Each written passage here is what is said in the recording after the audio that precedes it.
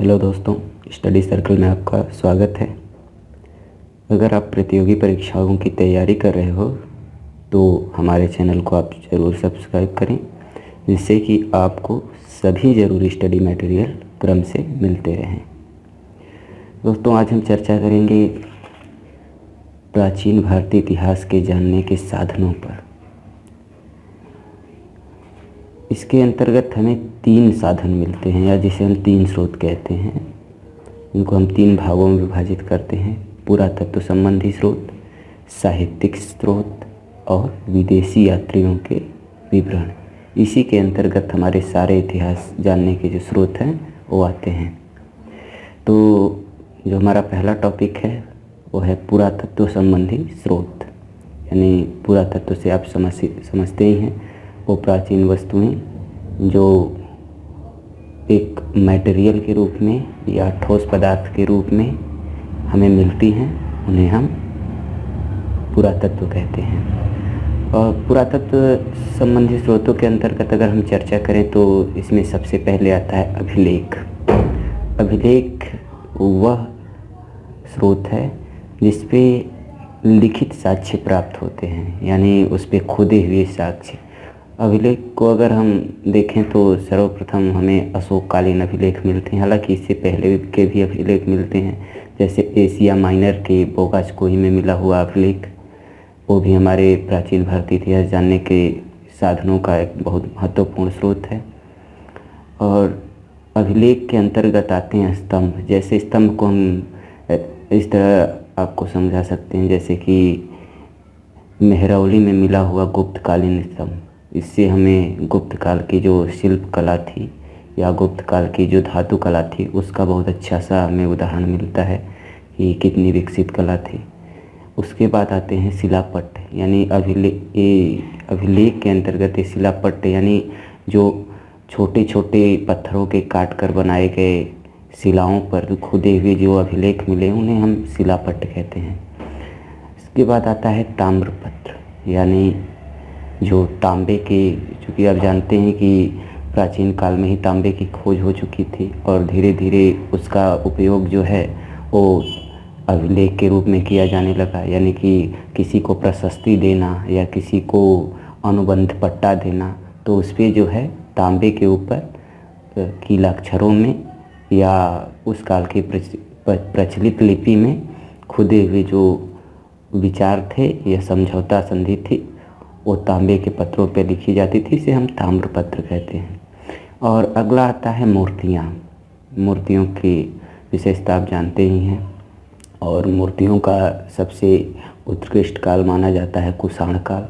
कुषाण काल की जो मूर्तियाँ मिली हैं वो हमारे प्राचीन भारतीय इतिहास के समृद्ध होने की एक मानक प्रस्तुत करती हैं, या एक ऐसे कह लें कि एक जो हमारी समृद्धि रही थी मूर्तिकला विज्ञान की, उसके जो अंतर्गत आता है विभिन्न साक्ष्य के तरह, जैसे बुद्ध की मूर्ति हुई, महावीर की मूर्ति हुई, या फिर जो तत्कालीन देवी देवता थे उनकी मूर्तियाँ हुई। मूर्तियों का उल्लेख तो हमें हड़प्पा मोहनजोदड़ो में भी मिल जाता है। जैसे हड़प्पा मोहनजोदड़ो से मिली हुई कांस्य की नर्तकी की मूर्ति, या फिर अन्य जो छोटे छोटे पत्थरों की मूर्तियाँ मिली थी, वो भी हमारे जो है पुरातत्व संबंधी अभिलेख के अंतर्गत काफ़ी समृद्ध स्रोत रही हैं। उसके बाद आता है गुफाओं में खुदे हुए चित्रकारियाँ, या गुफाओं में खुदे हुए जो बड़े बड़े चित्र थे,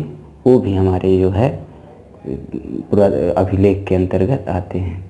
और अभिलेख के बाद जो दूसरा आता है, दूसरा स्रोत पुरातत्व के अंतर्गत, वो है मुद्रा। मुद्राओं का प्रचलन सर्वप्रथम हिंद यवन शासकों ने किया था।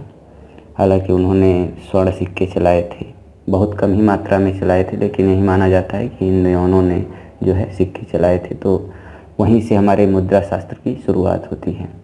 इसके बाद आता है गुप्त काल में मुद्राओं का जो माना जाता है कि स्वर्ण युग में स्वर्ण मुद्राएं जो चलाई गई, गुप्तों ने स्वर्ण की मुद्राएं, चांदी की मुद्राएं और तांबे की मुद्राएं जो चलाई थी, वो तत्कालीन साक्ष्य को जानने के लिए पुरातत्व के रूप में जो है बहुत ही मानकीय वस्तु के रूप में मानी जाती हैं। यानी एक स्टैंडर्ड जो होता है इतिहास को जानने का, वो क्योंकि कहीं कहीं आता है कि गुप्त काल के जो कुछ सिक्के मिले हैं उस पर जो है समुद्रगुप्त को तुम्बरू या वीणा बजाते हुए दिखाया गया है, तो उससे ये पता चलता है कि तत्कालीन जो शासक थे उनका संगीत कला में और अन्य विधाओं में काफ़ी रुचि थी, या फिर उनके राजकीय चिन्ह भी हमें मिले हुए हैं मुद्राओं पर।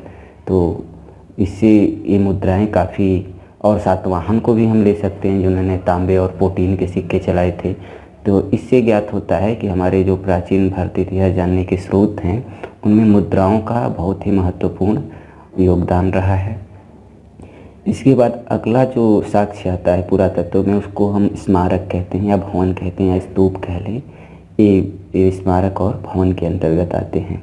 ये हमारी प्राचीन वैभवकालीन सभ्यता का एक बहुत ही अच्छा उदाहरण प्रस्तुत करते हैं। जैसे आपका पटना में पाटलिपुत्र में मिला हुआ चंद्रगुप्त मौर्य का जो लकड़ी का राजप्रसाद का जो साक्ष्य मिला है, वो तत्कालीन भव्यता को काफ़ी आज के समय में काफ़ी प्रदर्शित करता है। या फिर आपका जो सांची या भरहुत का स्तूप मिलता है, ये भी हमारे स्मारक की बहुत बड़े प्रतिनिधि के तौर पे काम करते हैं।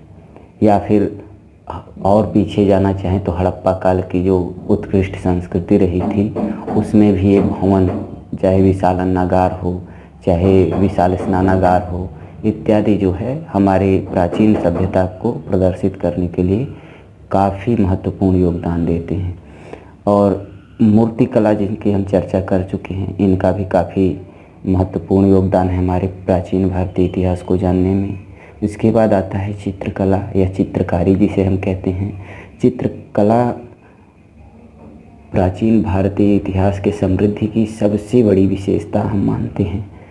चित्रकला का जो बहुत बड़ा उदाहरण मिलता है हमें अजंता एवं एलोरा की गुफाओं से मिलता है।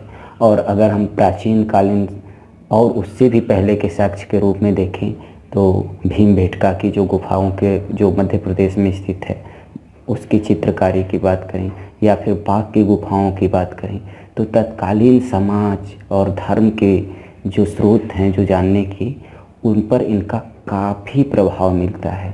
यानी कि जो तत्कालीन समाज में प्रथाएं प्रचलित थीं या फिर तत्कालीन समाज की जो विशेषताएं थीं, वो हमारी चित्रकारी के माध्यम से काफ़ी समृद्ध दिखाई पड़ती हैं। तो इस प्रकार दोस्तों हम देखते हैं कि पुरातत्व संबंधी जो स्रोत हैं वो प्राचीन भारतीय इतिहास के जानने के लिए बहुत ही महत्वपूर्ण हैं। और आज भी उत्खनन कार्य जारी हैं, काफ़ी जगहों पे आज भी खुदाइयाँ चल रही हैं और स्रोत नए नए निकल के आ रहे हैं। तो ऐसे कह लें कि पुरातत्व संबंधी जो स्रोत हैं उनका आज भी काफ़ी अहम योगदान है हमारे प्राचीन भारतीय सभ्यता या इतिहास को जानने में। और दूसरा जो स्रोत हम प्रयोग करते हैं भारतीय इतिहास को जानने के लिए वो है साहित्यिक स्रोत। साहित्य, जैसा कि आप जानते हैं कि साहित्य जो होता है वो समाज का दर्पण कहा जाता है।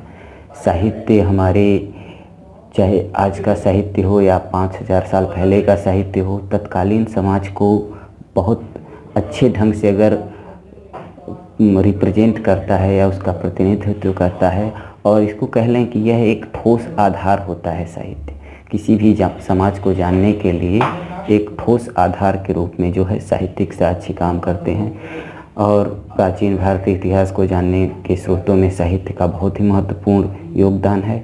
हम साहित्यिक साक्ष्यों को दो भागों में विभाजित करते हैं, धार्मिक साहित्य और लौकिक साहित्य। धार्मिक साहित्य वे साहित्य हैं जो धर्म से संबंधित हैं, यानी कि जो तत्कालीन धर्म थे, जो धार्मिक मान्यताएं थी या तत्कालीन धर्म की जो विशेषताएं थी, उन पे जो साहित्य लिखे गए हैं उनको हम धार्मिक साहित्य कहते हैं। और जो अगला लौकिक साहित्य है वो तत्कालीन समाज की विशेषताओं का वर्णन है, जिसको हम राजनीतिक विशेषताएं कह लें, सामाजिक विशेषताएं कह लें, या अन्य विशेषताएं जो होती हैं जो दैनिक क्रिया से संबंधित विशेषताएं होती हैं, या एक साहित्यिक विशेषताएं होती हैं, जिनमें कि नाटक हुआ, कथाएं हुई, इस प्रकार के जो साहित्य होते हैं जिन्हें हम मनोरंजन साहित्य भी कहते हैं, उनके अंतर्गत हम लौकिक साहित्य को रखते हैं। तो सबसे पहले हम चर्चा करेंगे धार्मिक साहित्य में क्या क्या आते हैं। क्योंकि आप जानते हैं कि धार्मिक साहित्य में जब धर्म हो तो प्राचीन भारतीय इतिहास को जानने के लिए धर्म के क्या स्रोत थे, तो पहले हम उन पर चर्चा करते हैं। धार्मिक साहित्य में सबसे पहले हम वेद को लेते हैं। वेदों की संख्या 4 है, जिसमें ऋग्वेद है, यजुर्वेद है, सामवेद है, अथर्ववेद है, जिनमें ऋग्वेद को सबसे प्राचीन माना जाता है और अथर्ववेद को सबसे बाद का माना जाता है। ऋग्वेद में 1028 ऋचाएँ हैं और लगभग 24,000 श्लोक हैं। और तत्कालीन समाज का वर्णन करने के लिए, धार्मिक समाज का वर्णन करने के लिए ये वेद काफ़ी महत्वपूर्ण अपनी भूमिका निभाते हैं। आज भी जब कोई इतिहासकार प्राचीन भारतीय इतिहास को जानने के लिए साहित्यिक स्रोत का प्रयोग करता है तो उसमें सबसे पहले वो वेदों को ही लेकर हमारे इतिहास को उठाता है। उसके बाद वेदों के बाद आते हैं उपनिषद जो कि वेदों के बाद लिखे गए, इनकी संख्या 108 है। कठोपनिषद, मुंडक उपनिषद और इसी प्रकार के लगभग 108 उपनिषदों में ये 2 महत्वपूर्ण जो उपनिषद हैं, जिनमें मुंडक उपनिषद में आता है सत्यमेव जयते का वर्णन, या तमसो मा ज्योतिर्गमय का जो एक बहुत बड़ा मानकीय उद्घोष है वो आता है। इसके उपनिषद के बाद जो आते हैं हमारे धार्मिक साहित्य के ग्रंथ, उनमें पुराण हैं। पुराणों की संख्या 18 है। पुराणों के बाद जो आते हैं वो स्मृति ग्रंथ, यानी जैसे मनुस्मृति, नारद स्मृति, याज्ञवल्क्य स्मृति या पाराशर स्मृति, ये स्मृतियाँ जो हैं तत्कालीन जो समाज के विभेद थे उनको दर्शाने में, या जैसे मनुस्मृति को माना जाता है कि हिंदू धर्म का वो एक बहुत बड़ा सामाजिक ग्रंथ है जो कि समाज के तत्कालीन परिस्थितियों को काफ़ी वर्णन करता है। या फिर याज्ञवल्क्य स्मृति, जिनमें गार्गी और याज्ञवल्क्य का संवाद है, जिनमें माना जाता है कि स्त्रियों को भी पुरुषों के समतुल्य एक इक्वलिटी या समानता का अधिकार मिला हुआ था। तो इस प्रकार देखते हैं कि प्राचीन भारतीय इतिहास को जानने में जो स्मृतियों का योगदान है वो काफ़ी अहम है। इसके बाद आते हैं महाकाव्य। महाकाव्य में पहला सबसे बड़ा और प्राचीन महाकाव्य आता है रामायण। रामायण की रचना महर्षि वाल्मीकि ने की थी। रामायण में लगभग 24,000 श्लोक हैं, जिन्हें कि 7 कांडों में विभक्त किया गया है रामायण को। और उसके पश्चात इसमें तत्कालीन समाज का जो चित्रण किया गया है उसका अनुपम उदाहरण संसार के किसी भी धर्म ग्रंथ में नहीं मिलता। रामायण को माना जाता है कि सर्वकालिक ग्रंथ है और इसमें प्राचीन भारत की जो तत्कालीन समाज की विशेषता थी, चाहे वो राजा हो या प्रजा हो या उसका मध्यम वर्ग हो, सबके साथ कैसा व्यवहार किया जाए, ये तत्कालीन समाज का बहुत ही अच्छा उदाहरण प्रस्तुत करता है। उसके बाद आता है हमारा दूसरा जो महाकाव्य है वो महाभारत है। महाभारत में कुल 1 लाख श्लोक हैं, जिसे हम सहस्त्र संहिता भी कहते हैं। इसका प्राचीन नाम जय संहिता है और इसके जो रचयिता हैं या इसके जो लेखक हैं उनको माना जाता है कि महर्षि वेदव्यास जी हैं। और उसके बाद धार्मिक साहित्य में जैन ग्रंथ आते हैं, बौद्ध ग्रंथ आते हैं। जैन ग्रंथों को हम आगम साहित्य भी कहते हैं, जिनमें सूत्र साहित्य, जैन साहित्य के अंतर्गत सूत्र साहित्य आते हैं, जिसमें आचारांग सूत्र और भगवती सूत्र बहुत ही महत्वपूर्ण, जो हमारी 6ठी शताब्दी ईसा पूर्व की धार्मिक क्रांति के बारे में जो इतिहास जानने का स्रोत है, वो आचारांग सूत्र और भगवती सूत्र से काफ़ी ज़्यादा प्रभावित हुआ है। और इसके माध्यम से हम जैन धर्म की विशेषताएं हों या जैन धर्म में प्रचलित रूढ़ियाँ हों या जैन धर्म की विशेषताओं का जो उल्लेख किया गया है, इनमें बहुत अच्छे ढंग से किया गया है। और दूसरा आता है बौद्ध ग्रंथ। बौद्ध ग्रंथ में 2 ग्रंथ काफ़ी महत्वपूर्ण माने जाते हैं, एक है पिटक और दूसरा है जातक। पिटक के अंतर्गत 3 पिटक आते हैं, जैसे सुत्त पिटक, विनय पिटक और अभिधम्म पिटक। पिटक का शाब्दिक अर्थ होता है ज्ञान की टोकरी या सिर्फ टोकरी मान लें। तो ये जो पिटक हैं इनसे हमारी बौद्धकालीन सभ्यता जो थी, जो बौद्धकालीन समाज था, उसका काफ़ी अच्छा वर्णन मिलता है। बुद्ध के जो उपदेश हैं, जो उनकी रचनाएं हैं या सामाजिक संरचना के बारे में जो तत्कालीन समाज की विशेषताओं का वर्णन किया गया है, इससे हम पिटक के माध्यम से काफ़ी अच्छी तरह से जान लेते हैं। और दूसरा जो है बौद्ध साहित्य में वो है जातक। जातकों की संख्या 549 मानी जाती है, किसी किसी ग्रंथ में 562 भी मानी जाती है, कहीं कहीं 552 भी। तो इसमें बहुत विभिन्नता है।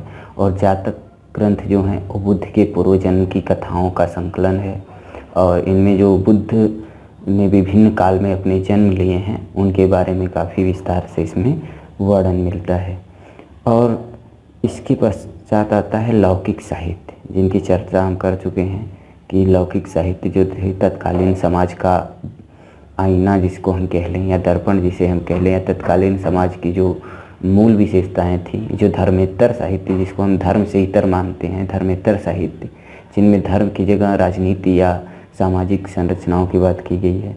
तो इनके अंतर्गत हम बहुत सारे ग्रंथों का जो है योगदान है। तो इनमें हम कुछ चुने हुए ग्रंथों का आपको विस्तार से वर्णन करेंगे, जिनमें अर्थशास्त्र पहला जो ग्रंथ है वो अर्थशास्त्र है। चंद्रगुप्त मौर्य के मंत्री चाणक्य या विष्णुगुप्त या कौटिल्य के द्वारा लिखी गई अर्थशास्त्र, जो मौर्यकालीन समाज या संस्कृति की काफ़ी विशेषताओं का वर्णन करती है। तत्कालीन जो मौर्यकालीन राजनीतिक व्यवस्था थी या सामाजिक व्यवस्था थी या वित्तीय व्यवस्था थी, उसके बारे में कहें तो यह एक संपूर्ण ग्रंथ है। और न केवल मौर्यकाल बल्कि वर्तमान में भी इसकी काफ़ी ज़्यादा प्रासंगिकता विद्यमान है। उसके बाद आता है विशाखदत्त का मुद्रा राक्षस।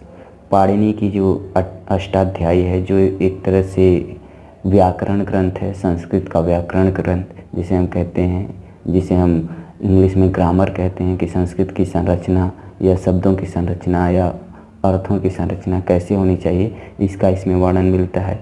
या पतंजलि का, इसके बाद आता है पतंजलि का महाभाष्य, यानी कि योग ग्रंथ, एक तरह से कहें कि जोड़ने का ग्रंथ का काम करता है महाभारत। इसके बाद आता है कालिदास के ग्रंथ, जैसे रघुवंशम, कुमार संभवम, मेघदूतम या मालविकाग्निमित्रम, जिनमें कि तत्कालीन समाज का कालिदास, जो कि चंद्रगुप्त विक्रमादित्य के दरबारी कवि थे, और उन्होंने तत्कालीन समाज को एक नाटक के रूप में या एक काव्य के रूप में काफ़ी अच्छे ढंग से वर्णित किया है, जिससे कि हमें प्राचीन भारतीय गुप्तकालीन इतिहास जानने में काफ़ी सरलता और सुगमता होती है।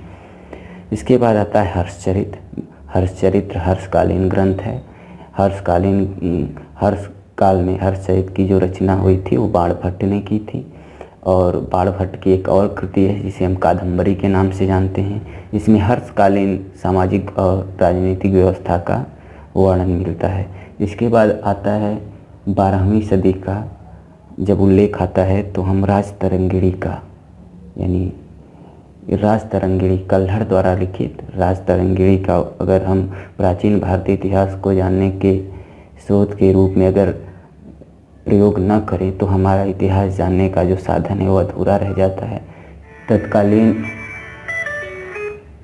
तत्कालीन समाज की विशेषताओं को अगर जानने के लिए सबसे महत्वपूर्ण ग्रंथ है तो है राजतरंगिणी। राजतरंगिणी में लगभग 800 वर्षों का जो इतिहास है उसका संकलन कल्हड़ ने बखूबी किया है। इसके बाद आता है पृथ्वीराज विजयम, यानी जो राजपूत काल का अंतिम पराकाष्ठा काल थी, जयनायक द्वारा रचित पृथ्वीराज विजय और उससे संबंधित जो था पृथ्वीराज रासो। ये दो ग्रंथ जो हैं हमारे उत्तर प्राचीन भारतीय इतिहास को जानने में काफ़ी ज़्यादा जो है योगदान देती हैं। उसके बाद आता है वाक्पति रचित गौड़वहू। यह भी एक काफ़ी महत्वपूर्ण ग्रंथ है जो कि हमें प्राचीन भारतीय इतिहास जानने के लिए काफ़ी योगदान देता है। उसके बाद अगर हम देखें तो दक्षिण भारत के इतिहास को जानने के लिए संगम साहित्य, तिरुक्कल या अन्य जो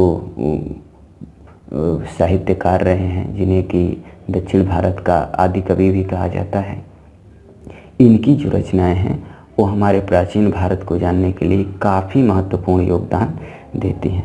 तो इस प्रकार हम देखते हैं कि साहित्यिक स्रोत के भी काफ़ी हम धनी हैं, जिसके द्वारा हम प्राचीन भारतीय इतिहास को काफ़ी अच्छे ढंग से जानने की और पुख्ता जानकारी रखने की क्षमता रखते हैं, जिससे कि एक ऑथेंटिक जानकारी मिलती है हमें। ऑथेंटिक मतलब ऐसा ही निश्चय हुआ लगभग की जानकारी के अलावा हमें अन्य जानकारी भी इन साहित्यिक स्रोतों से मिलती है।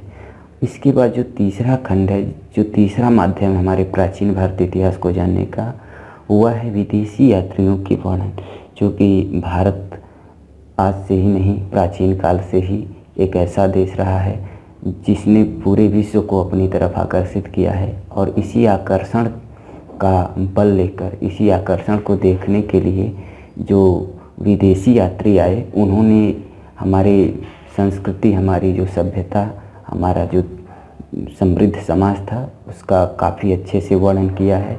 और ये स्रोत भी हमें प्राचीन भारतीय इतिहास को जानने के लिए काफ़ी महत्वपूर्ण रूप से योगदान देते हैं। विदेशी यात्रियों के विवरण में अगर हम देखें तो उनमें यूनानी लेखक, चीनी लेखक और अरबी लेखक जो सबसे पहले भारत में आए और यहाँ के विभिन्न विशेषताओं का वर्णन किया, हम उनके माध्यम से भी अपने इतिहास की जानकारी हासिल करते हैं। यूनानी लेखकों के बारे में अगर कहें तो टेसियस, हेरोडोटस, नियार्कस, अरिस्टोबुलस, और इसमें जो सबसे महत्वपूर्ण है यूनानी लेखकों में, वो सेल्यूकस निकेटर का जो दूत या कह लें या एक साहित्यकार कह लें, मेगास्थनीज जो है हमारे प्राचीन भारत के चंद्रगुप्त मौर्य काल में, यानी चंद्रगुप्त मौर्य के शासनकाल में उनके दरबारी कवि के रूप में आए थे। और इन्होंने अपनी इंडिका नामक पुस्तक में तत्कालीन समाज की, तत्कालीन राजनीतिक व्यवस्था की तथा तत्कालीन धार्मिक जो व्यवस्था थी उसका काफ़ी सुंदर ढंग से वर्णन किया है। हालांकि टेसियस हो या हेरोडोटस हो या नियार्कस हो, इनकी भी रचनाएं, हेरोडोटस को तो हम इतिहास का जनक ही कहते हैं। इनकी प्रसिद्ध पुस्तक जो हिस्टोरिका है, इसमें भी उन्होंने इतिहास की शुरुआत से लेके लगभग 5 से 700 सालों के इतिहास का काफ़ी एक सिस्टमैटिक या क्रमबद्ध रूप से वर्णन किया है। तो इस प्रकार देखते हैं कि यूनानी लेखकों ने भी भारत के इतिहास जानने के लिए काफ़ी सारे साहित्य को छोड़ के गए हैं यहाँ पे। और दूसरे आते हैं चीनी लेखक। चीनी लेखकों में हम अगर सबसे पहले वर्णन करें तो चंद्रगुप्त विक्रमादित्य के काल में लगभग 399 ईसा पूर्व में जो है फाहियान आए थे। इन्होंने जो तत्कालीन गुप्त काल की काफ़ी अच्छे ढंग से प्रशंसा करते हुए और तत्कालीन व्यवस्था का वर्णन किया है। इसके बाद वेन-त्सांग जो कि 629 ईस्वी में भारत में हर्ष काल में आए थे, हर्षकालीन समाज और राजनीतिक व्यवस्था का वर्णन किया है। और इन्होंने अपने प्रसिद्ध ग्रंथ सीयू की यानी भारत का वर्णन में काफ़ी अच्छे ढंग से भारत की जो है विशेषताओं को वर्णित किया है। इसके बाद आते हैं इत्सिंग आते हैं। इत्सिंग ने भी लगभग 7वीं सदी के मध्य भारत की यात्रा की थी और इनके ग्रंथ भी काफ़ी महत्वपूर्ण हमारे इतिहास को जानने के लिए काफ़ी अच्छा योगदान देते हैं। इसके बाद आता है एक ग्रंथ जिसके लेखक का नाम है, जो कि प्रतियोगी परीक्षाओं में अक्सर पूछा जाता है, पेरिप्लस ऑफ द एरिथ्रियन। यह एक अनाम लेखक थे जो कि समुद्री यात्रा पे आए हुए थे। उन्होंने भी भारतीय समाज की और तत्कालीन जो समुद्र के किनारे का जो एक भाग है उसका बहुत अच्छा वर्णन किया है। तो इस प्रकार देखते हैं कि जो चीनी लेखक और ये जो अनाम लेखक हैं, उन्होंने भी हमारे इतिहास को जानने के लिए काफ़ी सारे साक्ष्य प्रस्तुत किए हैं। इसके बाद आता है दोस्तों विदेशी यात्रियों के विवरण में सबसे अंतिम में आते हैं अरबी लेखक। अरबी लेखक लगभग 8वीं शताब्दी में भारत में आए, जिनमें अल-बरूनी, बर्नी, सुलेमान अल-मसूदी इत्यादि ने तत्कालीन भारत की जो व्यवस्था थी, जो रूढ़ियाँ थी, जो कल्चर था, उसको काफ़ी अच्छे ढंग से वर्णित किया है। तो इस प्रकार देखते हैं दोस्तों कि हमें इस प्राचीन भारतीय इतिहास को जानने के लिए हमारी जो स्रोत हैं वो काफ़ी समृद्ध हैं, और हम इन स्रोतों के माध्यम से अपने भारतीय इतिहास को जानने के लिए, अपने प्राचीन इतिहास को जानने के लिए काफ़ी अच्छे ढंग से और क्रमबद्ध ढंग से इन साक्ष्यों का उपयोग करते हैं, और हम अपने इतिहास को वर्तमान में काफ़ी सुविधापूर्ण ढंग से अध्ययन करते हैं। तो उपरोक्त वर्णन से स्पष्ट होता है कि भारतीय इतिहास के जानने के जो स्रोत हैं हमारे पास पर्याप्त हैं, और हम अपने वैभवशाली अतीत का अध्ययन इन स्रोतों के माध्यम से कर सकते हैं।